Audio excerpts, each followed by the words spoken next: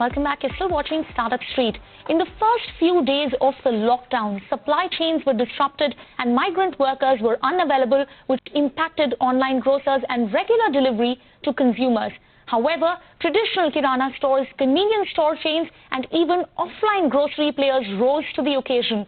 The pandemic led people to go back to basics, and a lot of consumers, including myself, rediscovered their own neighborhood grocers.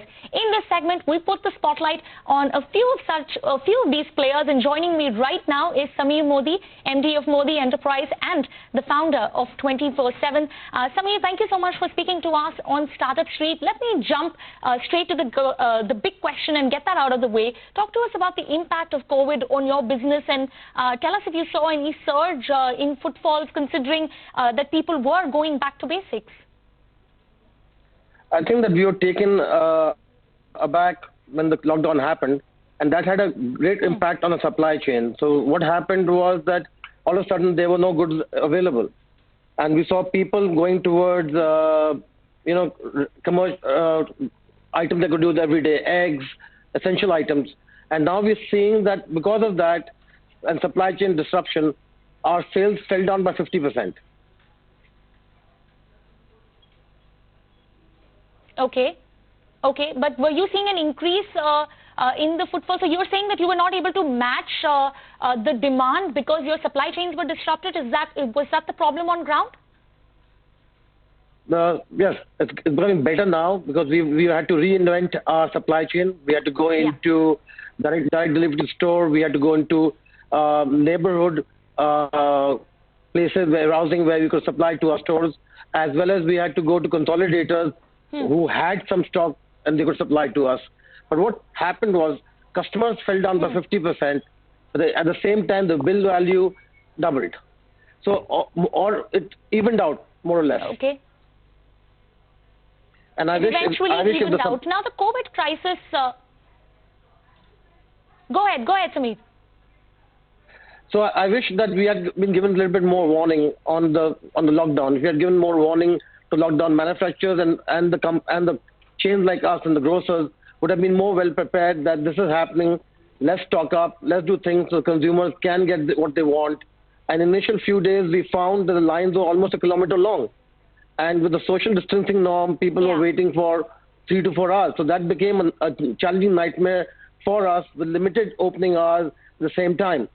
And because of this, coupled with blockades for people coming in, so our store staff fell down to almost 30% of our strength. So we're managing 90% of our stores with 30% strength. So it was a nightmare. It was a nightmare, which thankfully is getting better for you guys. And of course, the ask that you wish that you got a warning of sorts was something that constraints for why that could not have happened. But Samir, what I was coming to was the fact that COVID-19 crisis and the lockdown actually forced several companies from different sectors to relook at their day-to-day operations. The fact that you said that you were operating 90% of your stores with 30% of your staff meant that you had to reinvent yourself. So talk to us about some of the changes that you brought about at 24/7 and the business model, or just your simply everyday operations. So one is that we innovated our supply chain. We were originally warehouse-led. We went into direct-to-store. We created sub-warehouses so that we could ensure smoother supplies, and we de-risked our existing supply. That's one change we brought. The second change we brought really was on how we interact with the customers. With the lockdown happening, with the social distance norm happening, we made circles on the floor that could give the 3 meters distance between one customer to another. But at the same time, the pressure increased simply because we had to. Customers were desperate. They wanted the goods that we had and the goods that we didn't have. So, I mean, I've been visiting stores ever since the lockdown, and it's amazing how I find these guys, the store guys of 24/7, as the heroes. They put their families first, and they just been there doing this nation a service. So we had to change that. We had to change. Absolutely. We had to change how we. These are the guys. Yes, these are the guys who've been working on the front line, Samir, and the fact that you've highlighted that is definitely true. They had to be patient. They were working on ground during the lockdown, during the pandemic. But Samir, since we're a little short on time, let me we'll continue talking about 24/7, but let me quickly also focus on your other vertical of Modi Enterprises, which is Color Bar. So while 24/7 was up and running in whatever way and form, because it fell in the essential services category, operations for Color Bar would have hit a complete standstill. What was the impact on this non-essential side of your enterprise? If you can quickly highlight that for us. I mean, with Color Bar, we were actually zero, and we had to, when government draws, pay our 1,800 beauty advisors, we had to pay our entire staff, and other Modi Enterprises, we are a very caring organization, so we don't believe in letting go of anyone. And the impact of that has been tremendous on the bottom line and on our ability to survive. That all of a sudden the brand is growing. March was a big month, sales went down to zero toward the end of March. Sales are zero currently, very little sales are happening on the internet. E-commerce companies are shut down. So overall, it's almost like our legs and hands are cut off. We are just left in the cold. And in other countries that I've seen, that there's a lot of support for manufacturers and marketers in terms of government paying the salaries. Nothing came our way. So we are just stuck. We are stuck dead in the water.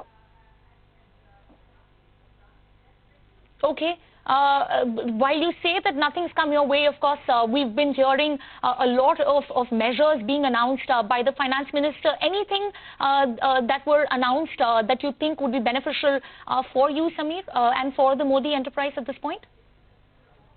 I think that the benefit that government has announced, one is the 10% PF going down from 12%. Right. The government has announced other measures of de-risking the essential category and adding more goods into that will have an effect long term. Short term, it doesn't have any effect on 24/7 because we don't manufacture any goods.